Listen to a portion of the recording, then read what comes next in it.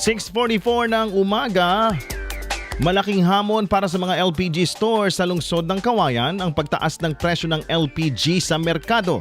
Sa panayam ng IFM News Team kay Robinson Calderon, kanilang ikinabigla na ang nararanasang pagtaas ng presyo sa produktong LPG ngayong buwan ng Marso ay maliban pa sa inaasahang pagtaas sa darating na buwan ng Abril.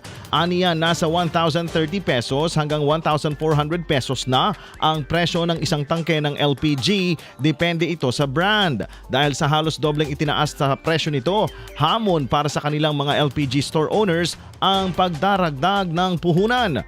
Sinabi rin ni Ginoong Calderon na para lamang kahit papaano ay maabot pa rin ang karaniwang bilang ng kanilang stocks, kinakailangan nilang maglabas ng karagdagang puhunan. Wala naman umanong problema sa bilang ng bumibili dahil hindi pa naman nababawasan ang kanilang mga customers.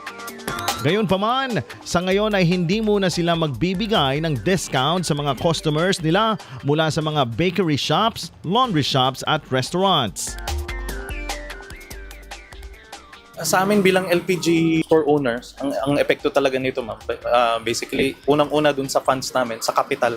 Kailangan naming magdagdag kasi ng additional na capital kasi ngayong puhunan natin tumataas. Although yung margin natin, yung markup, same pa rin. Pero ngayon medyo nag-a-adjust kami sa pagbili din ng stocks kasi dahil sa halos madoble na po yung presyo eh. So yung stocks namin, limited na din po. Kahit na sabihin natin gusto nating kumuha ng mas maraming stocks, yung funds po namin ay talagang nababawasan na din.